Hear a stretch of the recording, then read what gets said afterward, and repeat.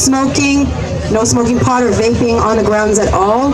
We're trying to keep the peace. We want to keep our group, as powerful as we are, and have absolutely nothing for anybody to be able to shut us down with, right? So let's stick together, let's keep it that way. Zoe, everyone. Hi,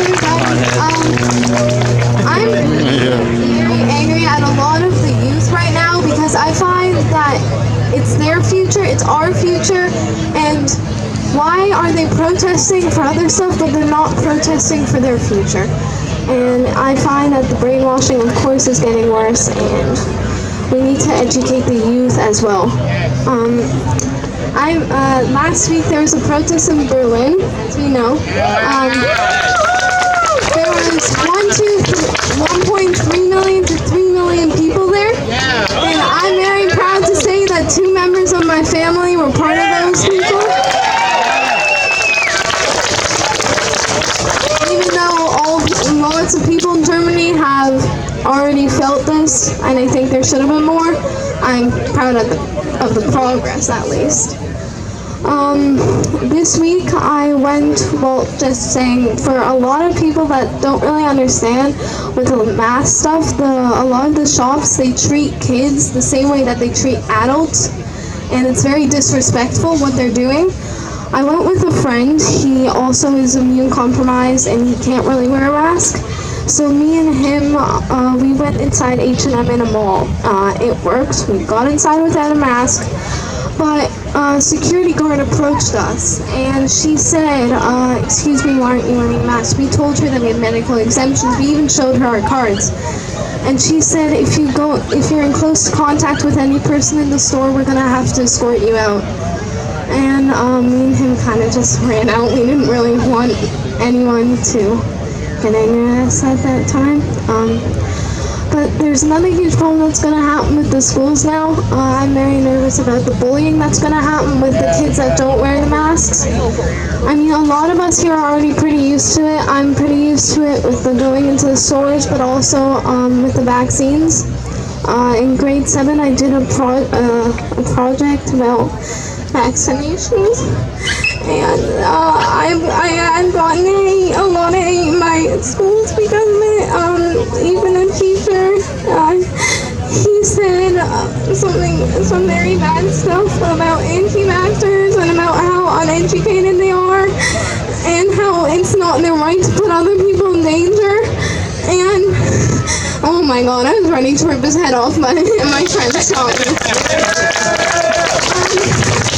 So I think that we really need to make sure that no kid gets bullied at school for not wearing a mask because they know better or because their parents know better than to put anything on their child's face because of the health risks and the mental health risks and the physical health risks. So thank you, everybody. Zoe, everybody.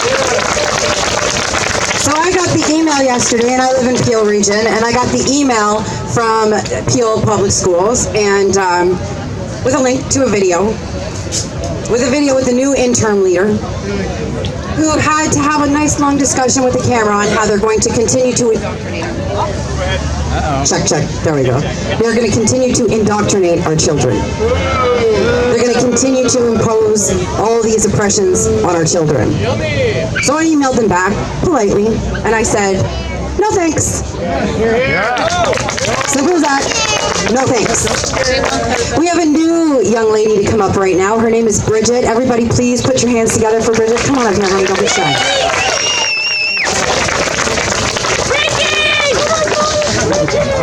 My name is Bridget, and I'm 14 years old. I thought I'd just share some of my experiences with the lockdown so far. So my best friend and I have been inseparable since the 5th grade, but since March we've only seen each other once, and we had to be 8 feet apart the whole entire time. And my other best friend, we've spent every day together since 4th grade, and we've seen each other 4 times. Kids my age and younger need to be social. This is a very important part of their lives. And this lockdown is stopping that, and that's not fair. This is detrimental to our social and our physical health, It's not safe for us. We need to be kids.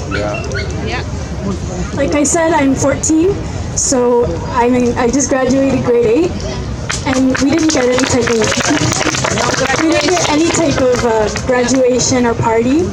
A lot of us have been friends for 10 years, and we didn't get to say goodbye before we went to different schools, not even to our teacher or our principal, and it was our last year with her. She moved schools, and nobody got to say goodbye. We didn't get any hugs or anything.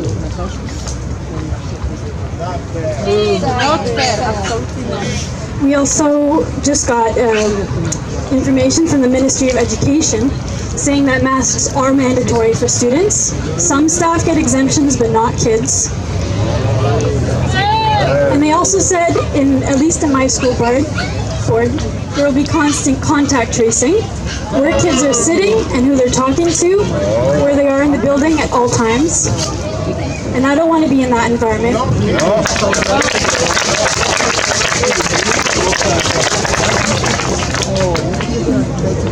We also just got an email from the company that sells our uniforms saying that they added masks. So every kid in the school is going to look exactly the same. There'll be no individuality, and I don't want to be around that. So my dad and I have been coming since the second or third week, and I was recently asked why. And because, well, not only are we here fighting for our freedoms and our futures, but this is also a place for positive energy. Yeah, that's right. We all come here, and the first thing you do is you find your friends and you hug them, which we're not able to do anywhere else. So we're here to spread and share positivity, and I want to thank you, everybody here, for that opportunity, and for listening to us, because we're kids, and we matter, and we all have something to say. Thank you, and thank you for listening. Bridget, everybody, you need to speak more too, darling.